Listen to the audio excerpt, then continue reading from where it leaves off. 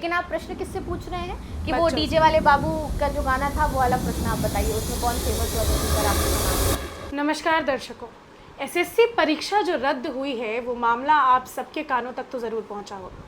उसी संदर्भ में आज प्राची मैम से मैं बात करने आई हूं। हम जानेंगे कि ये क्या था, ये पूरा मामला, प्रोटेस्ट हुआ, लाठीचार्ज हुआ, बच्चों को क्या क्या तकलीफ हुई, इस सब बारे में मैम हमें बताएंगी। तो सबसे पहले मैम, ये देश का दुर्भाग्य है कि शिक्षा जो मतलब मंदिर मानते हैं हम कि शिक्षा और बच्चों और शिक्षकों को आज जो सड़क पे उतरना पड़ रहा है वो कितना दुर्भाग्यपूर्ण है, इस पर क्या कहेंगे आप?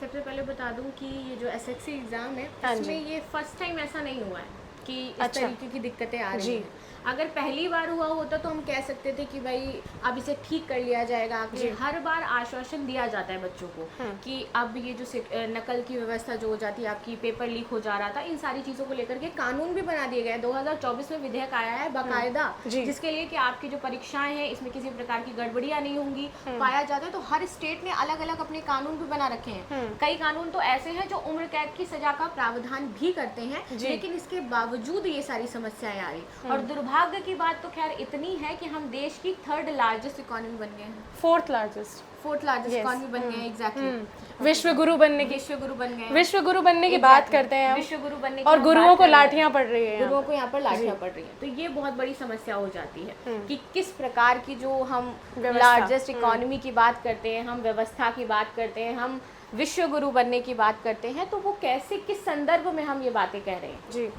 ठीक है। और एसएससी के एग्ज़ाम की अगर मैं बात करूं तो सबसे बड़ी जो समस्या इस बार रही यहाँ पर हुआ ये कि एग्ज़ाम सेंटर्स सबसे बड़ी प्रॉब्लम थी। और दूसरा ये था कि जो वेंडर थे जिनको दिया गया एडुकेटिव, ठीक है, अभी तक जो एसएससी के एग्ज़ाम्स होते थे वो हमारा जो टीसीएस था वो कंडक्ट कराता था। तो थोड़ी बहुत जो बेहतर व्यवस्थाएं हैं वो छात्रों को मिल पाती थी। लेकिन अभी वेंडर चेंज किया गया, वेंडर में आ गए आपके एडुकेटिव। ठीक है। तो सबसे इम्पॉर्टेंट मुद्दा तो ये हो जाता है कि जब वेंडर चेंज हुआ, किन संदर्भों के तहत, अब कुछ क्राइटेरियाज होंगे ना वेंडर के। भाई अगर आपको परीक्षा करवाने के लिए चुना जा रहा है तो कुछ क्राइटेरिया आपको फुलफिल करने होंगे। जी। अब ये तो फिक्स है कि इसमें भ्रष्टाचार आपको सीधा सीधा दिखाई दे रहा है कि टीसीएस जैसी कंपनी से ले करके हमने टेंडर दे दिया किसको, एडुकेटिव, जो ऑलरेडी ब्लैकलिस्टेड है। सबसे बड़ी बात ये हो जाती है। तो कैसे उस ब्लैकलिस्टेड कंपनी को आपने ये टेंडर दे दिया। दूसरा सबसे इम्पोर्टेंट, चलिए ब्लैकलिस्टेड था, आपने भ्रष्टाचार किया, अरबों रुपया, उसने करोड़ रुपया दिया होगा, ये भी माना, तो बच्चों का भविष्य आपने अरबों रुपए में बेच दिया। जी।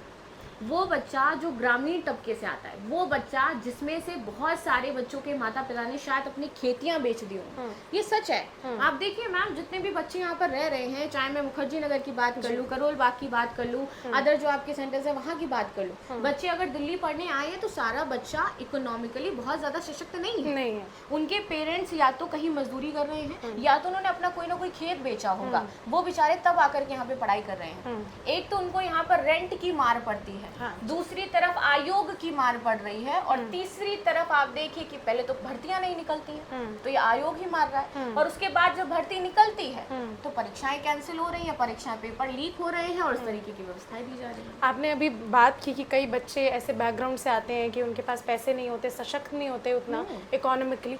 तो अभी सुना कि सेंटर्स जो हैं वो 500 किलोमीटर दूर, अंडमान में भी एक सेंटर निकल कर आया। तो वो बच्चे जो अपना यहाँ का ही पालन पोषण ढंग से नहीं कर पा रहे हैं, मुखर्जी नगर में रहकर भी या घर से भी कर रहे हैं, वो इतना टिकट का और हर चीज़ कैसे, मतलब वो क्या सोच के रखा है सेंटर? ये तो सेंटर की बात रही कि 500-600 किलोमीटर दे दिया गया। वैसे ये क्राइटेरिया, ऐसा कोई क्राइटेरिया नहीं है कि आपको भैया 500-600 किलोमीटर सेंटर देना चाहिए। एटलीस्ट इसमें गर्ल्स भी थी।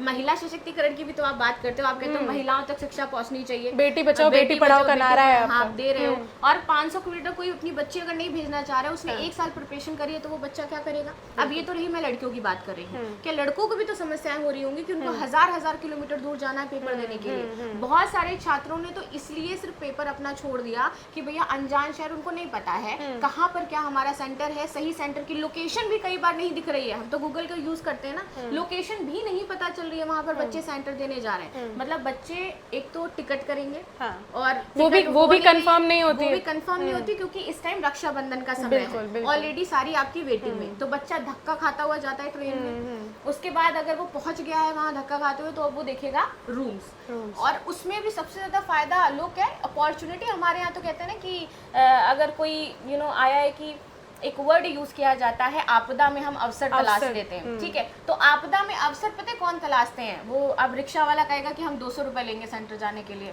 वहाँ उसका पैसा खर्च हो गया। अब उनको पता चल जाएगा एग्जाम है, बच्चे आ रहे हैं, तो होटल जो है एक दिन के लिए 1,500 रुपए आपसे चार्ज करेंगे। बाहर उनको खाना भी खाना है। अब चलिए मैं मिनिमल रेट भी मान लेती हूँ कि किसी होटल का 500 रुपए तो होगा ही होगा ना। वो बच्चा जाएगा, चेक इन करेगा, चेकआउट करेगा, आने जाने का 500 आपने दूर किलोमीटर सेंटर दिया है, तो उसका अगर वो स्लीपर में भी जाता है तो भी उसका 250 से 300 350 रुपए खर्च होना है। वो आपकी मिनिमम है, इतना पैसा उसको देना पड़ेगा, प्लस आने जाने का कन्वेंस आप मान लीजिए। यानी कि आपको एक पेपर देना है, पहले आपने पेपर फॉर्म भरा होगा तब दिए होंगे, अब आप पेपर देने जा रहे हो तब आप वहाँ पर पैसा दोगे, लगभग आपका 1,500 से 2,000 रुपये खर्च हो गया। यहाँ तक हम समझ गए कि इतना पैसा खर्च हुआ है। उससे भी बड़ी चीज़ ये कि जब इतना पैसा खर्च करके जा रहा है छात्र, तो उसको सेंटर पे एक बैग जमा करने के लिए 50 से 20 रुपए देना पड़ रहा है। किस बात का? कहाँ पर उल्लेखित कहाँ पे? मैं ये पूछना चाहती हूँ कि कहाँ ये लिखा हुआ है कि छात्र सेंटर पर जाएगा तो उसको 20 से 50 रुपए देना पड़ेगा आपका बैग सबमिट करने के लिए, या तो वो किसी को साथ में लेकर के आए। सेंटर्स का पता क्या हाल है, वो कहते हैं कि आपके साथ में अगर कोई आया है तो आप उसको बैग दे दीजिए। 1000 किलोमीटर आप सेंटर देते हो, 2001 लोगों का जाने का लग रहा है, उसकी आर्थिक स्थिति स्वयं ठीक नहीं है, तो किसको साथ में लेकर के आएगा? और उसको भी सिर्फ बैग दिलाने के लिए वो बाहर लेकर के आएगा। बिल्कुल। तो इसका कोई तर्क बन रहा है, कोई संबंध बन रहा है जो आप कह रहे हो कि नहीं बैग है तो आपका कोई आया ही होगा साथ में, आप उसको बैग पकड़ा दीजिए। आपदा में बिल्कुल अवसर तलाशने का काम सिस्टम कर रहा है, सेंटर कर रहा है। और सेंटर में भी ऐसा कुछ नहीं है कि वो भाई 5-10 रुपए या 50 रुपए तक ले रहे हैं। बहुत सारे सेंटर्स ऐसे थे जिन्होंने 100-150 रुपए चार्ज किए आपके सिर्फ और सिर्फ बैग रखने, और बच्चा मजबूरी में रखवाता है। मजबूरी है क्योंकि आप अंदर तो अलाउ नहीं है, फोन तो उसको बाहर कहीं नहीं रखना होगा। उसमें भी अलग अलग कैसे जमा किया गया, कुछ बच्चों से फोन सिर्फ ले लिया गया कि हम सिर्फ फोन जमा करेंगे, आपका बैग नहीं लेंगे। ये आरओ के पेपर की मैं आपको बता रही हूँ। अच्छा, आरओ का जो यूपी का पेपर हुआ था, ये लखनऊ यूनिवर्सिटी की बात मैं आपको बता रही हूँ, कैंपस सेकंड। अंदर जाकर के उस समय जो भी छात्र होंगे उनको पता होगा। कई ऐसे थे जिनसे कहा गया कि तुम फोन दो, सिर्फ फोन हम जमा कर रहे हैं तुम्हारा 20 रुपए में, बैग नहीं जमा करेंगे। बैग का अलग प्राइस, बैग का आप अलग प्राइस ले रहे हो। तो ये किस तरीके की व्यवस्था है? वहाँ पे एसटीएफ खड़ी है, उत्तर प्रदेश पुलिस खड़ी है, पूरा प्रशासन खड़ा हुआ है। बच्चा जाता है पूछने कि सर कहाँ पर बैग रखने की व्यवस्था है, वो कहते हैं हमें कुछ भी नहीं है, मतलब आपको जहाँ रखना है आप रख दीजिए। ये उनके शब्द हैं, क्योंकि मैं वहाँ उपस्थित थी, मैंने उसको लेकर के तब भी वीडियो बनाया था। उसके बाद हमारी सरकार ऐसे नारे देती है कि पढ़ेगा इंडिया तो बढ़ेगा इंडिया। आगे बढ़ेगा तो ये बढ़ेगा कैसे जब तक आप खुद ही सहयोग नहीं करेंगे? व्यवस्था ही सही नहीं है तो कैसे आगे बढ़ेगा? एग्जाम सेंटर ऐसे दिए गए थे 500-600 किलोमीटर, चलो ठीक है, बच्चा वो भी उसने बेयर किया, ठीक तो नहीं था लेकिन उसने बेयर किया, वो गया वहां तक। वहां जा करके एग्जाम सेंटर में पता चलता है कि यहाँ का तो एग्जाम सेंटर जो था वो कैंसिल हो गया है, यहाँ पे एग्जाम नहीं हो रहा है। अच्छा, ऐसा भी हुआ है? पहुंच करके पता चलता है एग्जाम नहीं हो रहा है, यहाँ पे कैंसिल है। ओके, अब बताइए। प्लस कुछ एग्जाम सेंटर ऐसे थे जहाँ पर नीचे भेड़ बकरियां चल रही हैं, ऊपर आपका पेपर हो रहा है, मतलब तबेले के ऊपर सेंटर बनाया गया है। ब्लैक लिस्टेड कंपनी है भाई, किसी को भी दे सकती, जो पैसा उसको दे करके जाएगा वो उसका सेंटर बन जाएगा। बिल्कुल। कल को क्या पता मुखर्जी नगर में ये नाला है जिसके ऊपर ये लोग भी सेंटर बना सकते, कोई बड़ी चीज नहीं है। मतलब इतनी खराब व्यवस्था है। और ये सब झेल कर भी अगर बच्चा अंदर पहुंच जाता है, किसी तरह एग्जाम देने को बैठ जाता है, तो मैंने सुना है कि क्वेश्चन पेपर में भी ऐसे ऐसे क्वेश्चंस आए थे जिसको देख के लगता नहीं है कि नेशनल लेवल एग्जाम का क्वेश्चन है। नेशनल लेवल एग्जाम का क्वेश्चन, इस साल के तो क्वेश्चंस जो आए थे आपको पिछले साल और उसके पिछले साल भी कुछ क्वेश्चन ऐसे पूछे गए थे। एक क्वेश्चन मुझे याद है क्योंकि उस क्वेश्चन को लेकर के काफ़ी ज़्यादा बवाल हुआ था, यहाँ पर मचा था। और स्पेशली अभिनय सर जिन्होंने शुरू किया है आंदोलन, बहुत ही अच्छा कार्य किया उन्होंने, तहे दिल से धन्यवाद कि उन्होंने छात्रों की आवाज़ सुनी। उन्होंने उस प्रश्न को लेकर के बहुत सारी बातें की थी। प्रश्न था ये कि डीजे वाले बाबू गाना उस टाइम जो आया था, मतलब आप सोचिए कि किस स्तर से आपसे प्रश्न पूछे जा रहे हैं, बच्चा ये पढ़ेगा?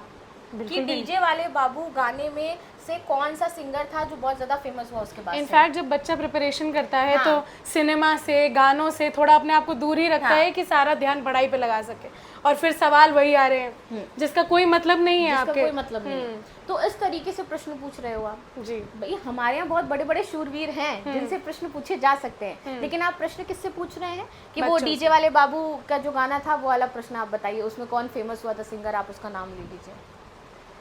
तो ये शिक्षा व्यवस्था है बिल्कुल बिल्कुल, ये शिक्षा व्यवस्था है हमारी। इसी पर आप लोगों ने आंदोलन भी किया, कई टीचर्स पहुंचे जंतर मंतर, और वहाँ पे फिर लाठी चार्ज हुआ। सबसे पहले तो मैं ये पूछना चाहूँगी कि प्रशासन से बात करने की कोशिश नहीं की इससे पहले, सीधा आंदोलन करने पहुँच गए?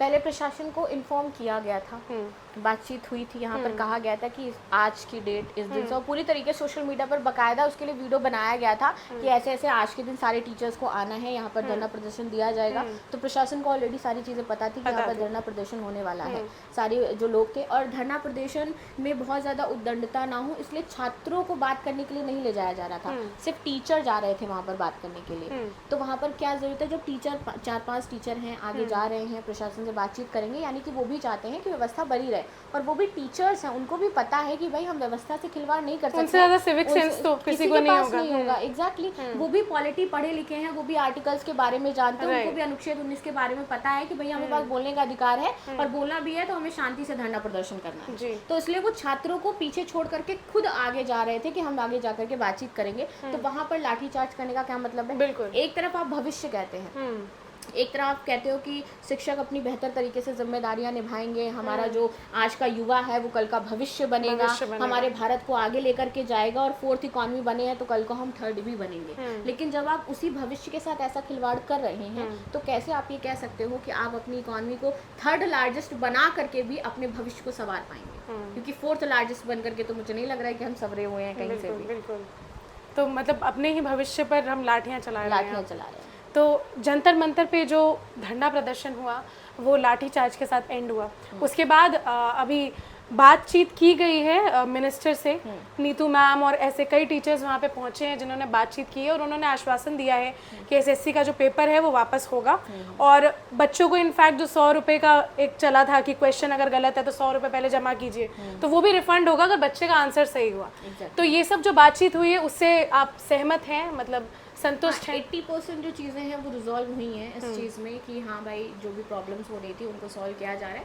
बट देखिए सॉल्व तो हर बार हो जाती है ना, मतलब इतना ज़्यादा प्रोटेस्ट करने के बाद, बच्चों को इतना प्रॉब्लम होने के बाद आपने किसी मुद्दे को सॉल्व किया, लेकिन आप ये आश्वासन दो कि ये चीज़ें आगे नहीं होंगी, आगे यही जो हमें देखने को मिल रही है रिपीटेशन, ऐसा नहीं है। उत्तर प्रदेश में 2018 में 6 एग्ज़ाम कैंसिल हुए, यूपी में, इसके बाद 2020-21 अगेन आपके छोटे मोटे एग्जाम्स जो होते हैं वो कैंसिल होते रहते हैं। आरओ एग्ज़ाम कैंसिल हुआ, लीक हो गया था, इसके कारण यूपी कांस्टेबल का जो एग्ज़ाम था उसमें भी दिक्कतें हुई थी, वो भी आपका कैंसिल किया गया। यूपी पीसीएस का जो एग्ज़ाम था उसको पोस्टपोन किया गया इसी वजह से। और इसके बाद हम देखते हैं कि जो यूपीएससी के एग्ज़ाम्स हैं, यूपीएससी के एग्ज़ाम्स में भी हमें गड़बड़ियाँ देखने को मिलती हैं। तो ये जितने भी, चाहे छोटे से छोटा लेवल का एग्ज़ाम हो, बड़े से बड़े लेवल का एग्ज़ाम हो, सभी जगह पर आपको, हर जगह आपको प्रॉब्लम देखने को मिल रही है। तो आप कोई ऐसी व्यवस्था क्यों नहीं बना देते हैं कि जिससे ये सारी जो प्रॉब्लम्स हैं वो सॉल्व हो जाए? क्यों बच्चे को इतना धरना देने की आवश्यकता पड़े, क्यों टीचर्स को वहाँ पर जाने की आवश्यकता पड़े? आपने अभी एक विधेयक लेकर के आए थे 2024 में, उस विधेयक से संबंधित ये चीज़ें थी कि अगर कोई एग्ज़ाम को लीक करता है या फिर एग्ज़ाम लीक करने में हेल्प करता है या फिर सेंटर्स में कोई गड़बड़ियाँ होती हैं, तो ये उसी विधेयक के तो अंतर्गत आ रहा है ना कि सेंटर में तो गड़बड़ियाँ पाई गई थी, तो आपने बोला कि 10 से 1 करोड़ तक हम जुर्माना ठोकेंगे और हम उसको पूरी तरीके से हमेशा के लिए उस सेंटर को कैंसिल कर दिया जाएगा, आगे कभी वो एग्ज़ाम नहीं करा पाएगा। तो फिर एडुकेटी को कैसे दे दिया गया कि वो एग्ज़ाम करा रहा है? 2024 में विधेयक आ चुका है और उसको अभी मिल रहा है, एडुकेटी को ये मिला कि आप क्या एग्ज़ाम करवाइए। कैसे? जब हमारे पास कानून है फिर कैसे मिल गया उसको?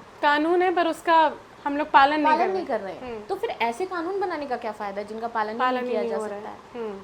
और फिर ऐसे सॉल्यूशन का क्या फ़ायदा है कि हमें हर बार यही करना पड़ेगा? बहुत सारे बच्चे हैं जिनका लास्ट अटेम्प्ट था एसएससी में, जिनकी एज हो गई थी, लास्ट अटेम्प्ट था, अब वो क्या करेंगे? अभी उनको वापस बोला है कि रिकंडक्ट होगा एग्जाम, रिकंडक्ट होगा, कि हम एक बार आगे देंगे। तो यानी कि आप चांस दोगे, जिनका एज हो गया है, मान लीजिए वो आज उनका लास्ट चांस था इस एज में, वो इसी बार दे सकते थे, वो नेक्स्ट ईयर नहीं दे सकते। तब उनको ये भी करना होगा कि भाई वो बच्चे जो इस बार लास्ट था वो अपना नेक्स्ट ईयर एग्जाम दे पाए। तो इस तरीके की व्यवस्था करनी बहुत ही ज़्यादा आवश्यक है। तो सारी बातचीत हुई है, लेकिन अभी संतुष्टि पूरी तरीके से नहीं है, कुछ परमानेंट सोल्यूशन आप लोग चाहते हैं। परमानेंट सोल्यूशन होना चाहिए ना इस चीज़ का। तो अभी क्या ये जो आंदोलन जो आप लोगों ने छेड़ा, शिक्षकों ने और छात्रों ने, ये अभी जारी रहने वाला है या फिर अब थम गया है? सरकार से बातचीत हो गई है? सरकार से बातचीत हो गई है तो संतुष्टि तो ज़रूर है छात्रों में, थोड़ी बहुत उनको आस मिल रही है कि हाँ कि हमारे साथ न्याय होगा, जस्टिस होगा। और अगली बार से ये जो हजार अंडमान निकोबार जो सेंटर्स जा रहे हैं वो नहीं जा पाएंगे, क्योंकि कहा गया है कि 100 किलोमीटर के दायरे में भी अब आपको सेंटर देना है।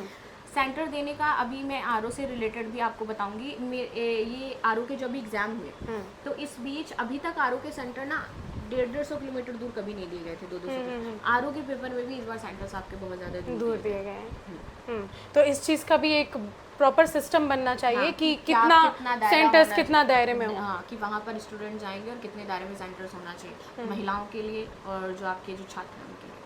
तो अभी आपने सुना मैम को, और सबसे इम्पॉर्टेंट बात यह है कि एक ऐसे देश में जो चौथी सबसे बड़ी अर्थव्यवस्था अब बन चुकी है, ऐसा हम दावा करते हैं, और विश्व गुरु बनने की तादाद पर है, और वहाँ पर सिचुएशन ऐसी है, ऐसा हो गया है कि जब तक शोर नहीं मचाएंगे तब तक प्रशासन को सुनाई नहीं देगा। इसका मतलब कि जंतर मंतर पे जो ये आंदोलन हुआ है उससे अब मंत्रियों से बात करके कुछ राहत तो मिली है, लेकिन एक परमानेंट सोल्यूशन की तलाश है। तो वो मिलता है, ऐसा हम आशा करते हैं कि आगे से ऐसी कोई भी तकलीफ स्टूडेंट्स को या शिक्षकों को ना आए और उनका जो भविष्य है वो सही हाथों में जाए। तो इसकी हम आशा करेंगे। जुड़े रहिए हमारे चैनल के साथ। धन्यवाद।